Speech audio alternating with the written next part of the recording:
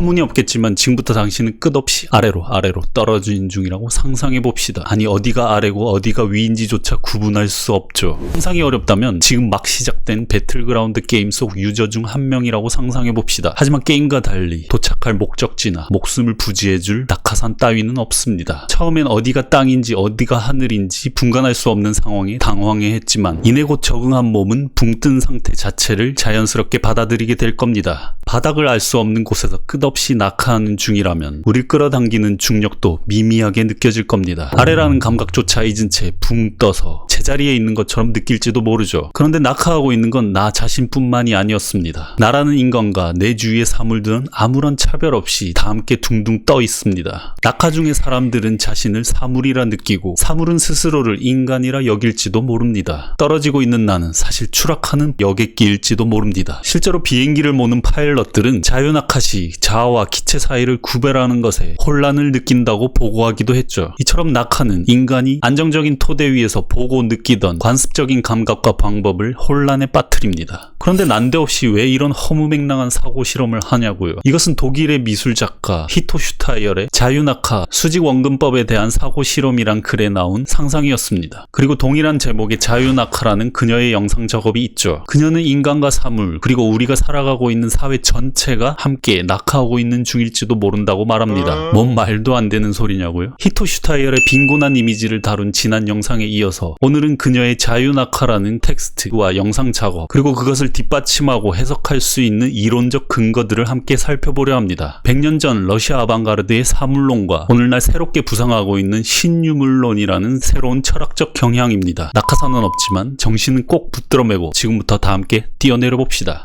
2022년 국립현대미술관에서 열린 히토 슈타이어의 대규모 개인전을 운 좋게 보신 분도 계실 테지만 그녀의 영상 작업을 접하지 못한 분들도 많을 테니 일단 자유낙하라는 영상 작업의 내용을 대략적으로 살펴보도록 하죠. 자유낙하는 2010년에 제작된 총 32분짜리 다큐멘터리 영상입니다. 영상은 미국 캘리포니아 사막의 모하비 우주항공센터에 버려진 보잉사의 707 항공기를 비추며 시작합니다. 그곳은 비행기의 잔해와 파편들이 모여있는 곳으로 쓸모를 다한 비행기들이 마지막에 당도하는 비행기들의 공동묘지나 다름이 없는 곳입니다. 이 다큐멘터리 영상의 전체를 이끌고 나가는 주인공은 바로 보잉사의 707 항공기입니다. 인간이 아니죠. 자유낙하는 영화, 드라마, 뮤직비디오 등 각종 매체 속에서 재현된 이미지를 통해 707 항공기라는 사물이 겪은 파란만장한 일대기를 보여줍니다. 자유낙하 영상 작업에서 가장 먼저 등장하는 항공기는 영화감독이자 비행기 덕후였던 하워드 휴즈가 설립한 트랜스월드 항공사의 여객기였습니다. 그는 실제로도 비행기를 몰 수 있는 파일럿이었고 자신의 입맛에 맞는 비행기를 제작하기 위해 회사까지 설립하는 찐이었죠. 이후 그 보잉기는 이스라엘 공군에 매각되어 1970년대에 빈번하게 발생했던 항공기 납치 사건의 구조작전에 투입됩니다. 1976년 사건이 벌어지는데 팔레스타인 해방기구 소속의 독일인과 다른 팔레스타인 요원들은 파리로 향하던 에어프랑스 여객기를 납치하고서 각국에 수감된 자신들의 동료를 풀어달라고 요구합니다. 인질들은 우간다 엔테베 공항에 억류되어 있었는데 그들을 구하기 위해 이스라엘 공군 C-130 허큘리스 수송대 세대와 함께 이 보잉기가 투입된 것이었죠. 그리고 또 시간이 흘러 1994년 이 보잉기는 헐리우드 블록버스터 영화 바로 스피드에 출연하게 됩니다. 조금 오래된 영화긴 하지만 이 영화는 약 시속 80km 이하로 떨어지게 되면 폭발하는 폭탄이 설치된 버스 안에 승객들을 구하기 위해 경찰이 테러범과 사투하는 액션 영화였습니다. 여기서 보잉기는 승객을 다 구조한 후 마지막에 텅 빈 버스가 들이박는 폭발 장면에 사용된 것입니다. 그리고 재밌는 것은 영화의 폭발신을 찍은 후 남게 된 비행기의 잔해들은 중국 DVD 제작 회사에 판매되어서 자신이 출연했던 영화 스피드의 DVD로 재탄생하게 됩니다. 이것은 어떻게 보면 지난 영상에서 다뤘던 빈곤한 이미지를 떠오르게 만드는데요. 인쇄매체, 비디오 녹화기, 인터넷 네트워크 속을 부유하며 열화되고 재생산되고 편집을 거쳐 무수히 복제되는 이미지들 말이죠.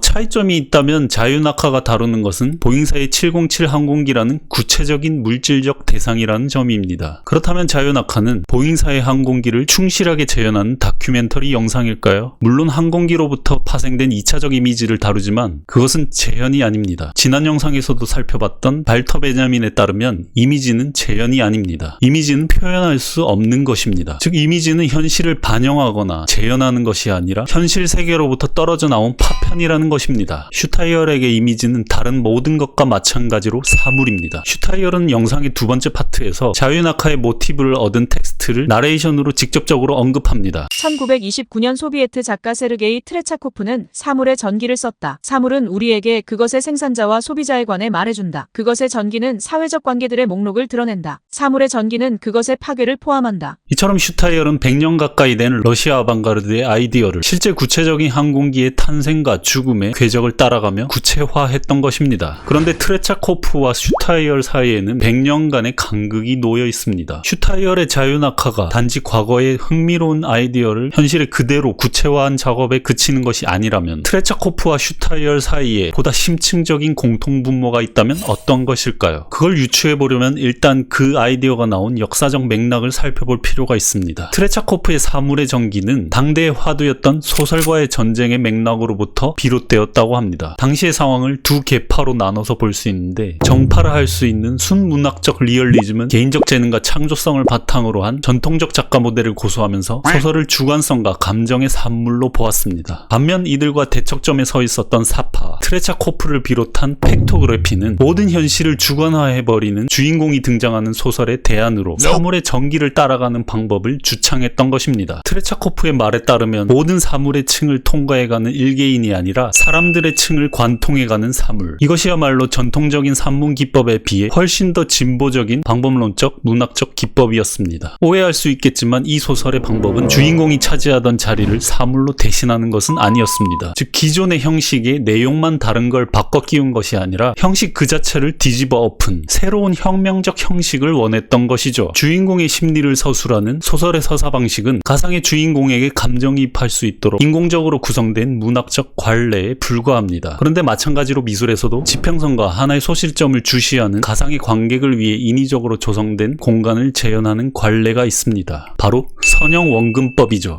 자유낙하, 수직원근법에 대한 사고 실험에서 슈타이어는 수평선에 주목합니다. 수평선은 근대 사람들이 자신이 놓인 시공간의 좌표를 설정할 수 있는 중요한 참고점이었습니다. 만약 배를 타고 나간 선원들이 자신의 배가 어디로 향하고 있고 어느 좌표에 있는지조차 알 수 없다면 다들 혼란에 빠지게 될 겁니다. 항해에서 특히 수평선은 아주 중요한 요소였죠. 전통적 의미의 방향, 근대적 시공간의 관념은 바로 하늘과 바다를 가르는 수평선에 기반하고 있습니다. 실제로 초창기 아랍 항해사들은 팔을 뻗어 손가락을 사용해 위치가 거의 변함없는 북극선과 수평선 사이의 각도에 기반해서 자신들의 위치를 찾았다고 합니다. 그리고 수평선은 근대성을 정의할 때 가장 중요한 시각 패러다임인 선형 원근법을 구축하는 가장 중요한 도구였습니다. 13세기에 그려진 이 최후의 만찬은 아직 원근법이 체계화되기 이전에 그려졌습니다. 그래서 소실점도 여러 개이고 사람들의 자세는 뭔가 어정쩡하고 상은 우리 쪽으로 엎어지고 있는 것처럼 불안정해 보이지 않나요? 반면 원근법을 성실하게 따랐던 파올로 우첼로의 이 그림에서는 지평선상의 하나의 소실점으로 정렬되어 있습니다. 편안하죠? 원근법에서 지표면의 망곡은 무시됩니다. 실제 우리가 살고 있는 지구는 구 형태이고 지평선은 사실 곡선입니다. 하지만 선형 원근법에서 지평선은 평평한 추상적 선으로 제시되고 그림은 세계를 관찰하는 고정된 하나의 눈을 기준으로 제작됩니다. 이 시점은 자연스럽고 과학적이며 객관적이라 단정되는 근대적 주체의 시각성입니다. 사실 선형 원근법은 하나의 기법으로 이미지의 평면이 실제 세계로 열린 하나의 투명한 창처럼 외부의 허상을 창조해냅니다. 실제 세계는 평면이 아님에도 우린 그것이 외부를 고스란히 재현하고 있다고 믿게 만들죠. 이것이 과학적이라 가정되는 이유는 수학적이고 연속적이며 계산과 예측이 가능한 공간이기 때문입니다. 수학 시간에 졸지 않았다면 A와 B 사이의 거리와 이동하는 사물의 속력이 주어질 때 우리는 그 거리를 이동하는데 얼마만큼의 시간이 필요한지 계산할 수 있습니다. 그래서 우리는 도착 시간을 계산해서 미래의 리스크를 예측하고 감당할 수 있게 된 것이죠. 슈타이어에 따르면 선형 원근법은 3D 공간을 평면으로 변형시킬 뿐만 아니라 시간의 개념을 도입하고 이것은 근대의 시간석, 즉 선형적 진보를 가능하게 했습니다. 미래를 향한 시간의 변화와 인류 역사의 발전이 비례한다는 것이죠. 이처럼 하나의 소실점을 주시하는 객관적 관찰자로서의 주체와 시공간의 발명은 서구적 관념의 지배와 재현, 시간, 공간의 기준을 재정립한 도구였습니다. 하지만 이건 꼭 좋은 결과만을 낳진 않았는데 소위 과학적 세계관은 자신 외의 외부 세계를 타저로 규정하고 정복과 지배를 정당화하는 식민지배라는 결과를 낳게 됩니다.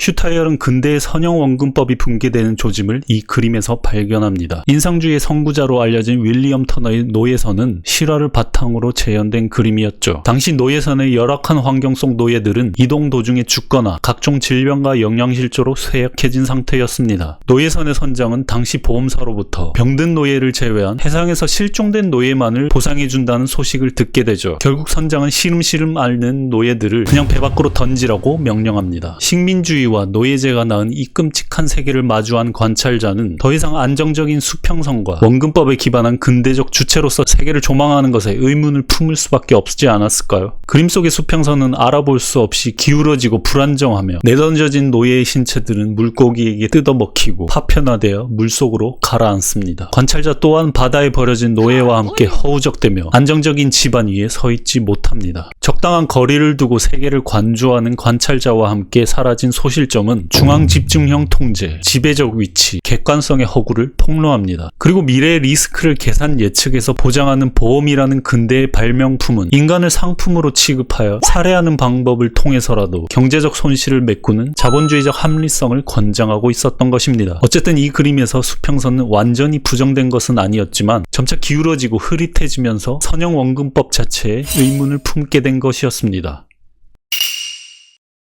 터너의 회화에서 선형 원근법은 흐릿하게 무너져 내리고 있었다면 근대 이후의 주체는 혼돈 속에서 자신의 좌표를 어떻게 설정할 수 있었을까요? 근대의 선형 원근법 대신에 오늘날 항공사진, 구글맵, 감시 파노라마의 모의 지표면은 수평선이 파괴된 어지러운 상황에서 방향 파악의 도구를 제공하고 있습니다. 하지만 모의 지표면은 안정적 지면이 존재하고 있다는 가정을 보여줄 뿐입니다. 슈타이얼의 상성처럼 우리는 바닥 없이 추락하고 있을지도 모를 일이죠. 근대와 다르게 새롭게 구축된 수직성의 좌표는 바닥과 거리를 둔 채 부유하며 감시하는 우월한 지위의 관찰자의 시선을 만들어내고 있습니다. 선형 원근법이 고정된 가상의 주체와 지평선을 설정한 것처럼 공중에서 조감하는 시선도 가상에 부유하는 관찰자와 고정된 지면을 상정하고 있는 것이죠. 이로부터 슈타이얼은 새로운 주체성을 발견해내는데 바로 감시 기술과 스크린 중심의 영으로 안전하게 압축된 주체성입니다. 20세기 항공술의 발전으로 비행기, 드론, 위성이 사진기 역할을 하면서 우리의 시각 문화는 공중에서 내려다보는 군사 및 엔터테인먼트 이미지로 포화를 맞이하게 되었습니다. 자동으로 대상을 추적 및 포착하고 살상이 가능한 카메라가 달린 기계와 그것을 작동시키는 소프트웨어와 AI 알고리즘으로 무장한 기계의 시각은 직접적으로 수평선을 파악하던 눈이란 신체의 기관을 아득히 뛰어넘은 새로운 응시입니다. 첩보 액션 영화 속에서 흔히 등장하는 위성을 통한 감시 장면이나 구글맵이 장소를 비출 때 전달하는 급강하의 느낌은 무엇을 의미할까요? 그것은 근대의 수평선과 고정된 관찰자를 지탱하던 선형 원근법의 시각 지평이 붕괴된 후 주체가 낙하하며 느끼는 아찔한 수직성의 지배의 감각인 것입니다. 근대의 선형적 시간성이 붕괴되자 이제 우리는 자유 낙하하는 와중에 빙글빙글 떨어지며 더 이상 자신이 주체인지 객체인지조차 알 수 없게 됩니다. 이러한 상황은 포스트 모더니즘 영상에서 언급된 것처럼 제임슨이 말한 후기 자본주의 공간에서 발생하는 방향 감각을 상실한 주체가 느끼는 아찔한 현기증과도 맞닿아 있습니다. 그렇다면 자신이 주체인지 객체인지조차 분간할 수 없는 상태에 빠진 것은 아주 심각한 상황에 처하게 된 것일까요? 보통 주체는 좋은 것, 대성화되는 객체는 나쁜 것이라는 주장을 흔히 들어왔습니다. 여성을 성적으로 대성화하지 마라, 노동자를 하나의 부품처럼 대하지 마라. 이처럼 주체가 된다는 것은 수동적인 대상 반대편에서 주체성, 자율성, 자주성을 의미하니까요. 그런데 그와 같은 근대적 주체를 가능하게 했던 토대가 무너져 내렸다면 우린 어떻게 해야 할까요? 주체성이 더 이상 해방을 위한 특권적인 장소가 아님을 인정해야 한다면 우리는 그저 이 사실을 직시하고 받아들이는 편이 나을 것이다. 젊은 시절 열렬한 페미니스트였던 슈타이얼은 해방적 주체가 되고자 했고 가부장적 대상화를 타파하기 위해 분투했었습니다. 하지만 슈타이얼에 따르면 주체성은 문제적인데 왜냐하면 주체가 되었을 때 일정 정도의 통제력을 얻을 수는 있겠지만 그것은 언제나 이미 권력 관계에 종속되기 때문이었습니다. 여기서 슈타이얼은 반전을 꾀합니다. 그러나 주체가 되기 위한 투쟁이 자가당착의 수렁으로 빠지면서 또 다른 가능성이 대두한다. 반대로 객체와 나란히 선다면 어떨까? 객체를 그대로 인정한다면 사물이 되지 못할 이유도 없지 않은가? 주체가 되기보다는 사물 되기 혹은 주체와 객체를 구분하는 이분법을 무너뜨리고자 하는 태도는 최근 유행하고 있는 한 철학적 경향을 떠올리게 만듭니다. 행위자 연결망 이론, 사변적 실제론, 객체 지향 존재론 등 각자 조금씩 강조점은 다르긴 하나 뭉뚱그려 신유물론이라 불리는 새로운 철학적 경향이 그것이죠. 결론부터 말하면 이 철학적 경향 경향들은 주체와 객체, 인간과 비인간 등 근대적 이분법의 문제의식을 갖고서 그 관계를 문제 삼습니다. 이렇게 말하니 괜히 어려운 개념들만 등장하고 난해한 것 같은데 아닙니다. 실제 사례를 살펴보도록 하죠. 사변적 실제론에 속하는 철학자 퀭택 메이야수는 칸트의 초월론적 관념론 이후로 인간 주체의 인식에서 벗어난 것은 존재하지 않는다는 입장을 상관주의라는 제목으로 비판합니다. 다시 말해 칸트 이후로 인간들은 자신들의 인식의 범주에서 벗어난 사물들을 인식하지도 존재하지도 않는다고 착각하고 있다는 것입니다. 과감하게 말하면 세계를 인식하는 주체가 없으면 세계라는 대상도 없다고 말하는 셈이죠. 그리고 칸트가 물 자체라고 규정한 것은 인간의 지식으로 파악할 수 없으며 우리로서는 세계를 파악할 수 있도록 하는 범주에 국한해서만 사유할 수 있다는 것입니다. 과연 우리는 우리의 인식 외부에 있는 사물은 존재하지도 않으며 그것을 파악할 수도 없는 것일까요? 이 문제의식이 썩 와닿지 않는다면 좀 더 구체적인 사례를 살펴보도록 하죠. 프랑스의 철학자이자 사회학자인 브리노 라투르의 행위자 연결망 이론은 개별 인간 행위자들의 사회적 관계를 가리킬 때 행위자 혹은 행위소라는 용어를 사용하는데 이것을 인간에 국한하지 않고 비인간, 비개인적 존재들까지 확장시켜 적용합니다. 유명한 예가 있는데 바로 과속방지턱입니다. ANT에서 도로 위의 과속방지턱이나 CCTV 그리고 과속단속 경찰관은 교통이라는 네트워크 속의 동등한 행위자로 파악됩니다. 과속방지턱은 하나의 사물에 불과하지만 그것은 지나가는 자동차를 감속하게 만드는 행위자로서 충분한 역할을 하고 있기 때문이죠. 자동차 운전자의 입장에서는 브레이크를 밟지 않으면 차체에 손상이 갈 수 있기 때문이라는 다소 이기적인 생각 때문에 그렇게 행동했지만 그 결과는 과속에 의한 사고 감소라는 사회적 효용입니다. 사실 그 자리에 속도 측정기를 든 교통경찰관이 서 있었어도 동일하게 감속하는 효과를 가져올 수는 있었을 겁니다. 하지만 라티르에 따르면 과속방지턱, 단속카메라, 그리고 과속단속경찰관은 교통이라는 네트워크, 즉 연결망송에서 자동차의 속도를 감속시키는 속성을 가진 동등한 객체로서 존재한다는 것입니다. 행위자는 과속방지턱 같은 무생물뿐만이 아니라 세균, 조개 껍데기, 이산화탄소 등 인간을 포함한 모든 존재를 아우릅니다. 그리고 라티르는 인간과 비인간을 구분하는 사회적 관계를 문제 삼으며 인간에 의해 구성된 것으로 간주되는 사회를 비인간적 행위자들도 아우를 수 있는 결합체 혹은 집합체로 재규정합니다. 오늘날 기후위기의 주범으로 꼽히는 이산화탄소를 라티르의 입장에서 본다면 그 무엇보다 우리 삶에 막강한 영향을 끼치는 행위자일 겁니다. 이와 같은 주체와 객체, 인간과 사물, 인간과 비인간 사이의 관계에 주목했던 건 신유물론자들 뿐만이 아니었습니다. 과거에 전례가 있었죠. 동방으로부터의 빛은 노동자의 해방만을 뜻하지 않는다. 그것은 인간, 여성, 사물에 대한 새로운 관계 속에 있다. 우리 손에 들린 사물들은 우리와 동등해져야 한다. 지금의 모습처럼 신음하는 검은 노예가 아니라 동지가 되어야 한다. 사물은 의미화될 것이고 인간의 친구이자 동지가 될 것이다. 그리고 인간은 사물들과 함께 웃고 기뻐하며 이야기 나눌 수 있게 될 것이다. 슈타이어의 글, 당신이나 나 같은 사물에도 짧게 등장하는 이 구절은 러시아 아방가르드의 일원이었던 로드첸코의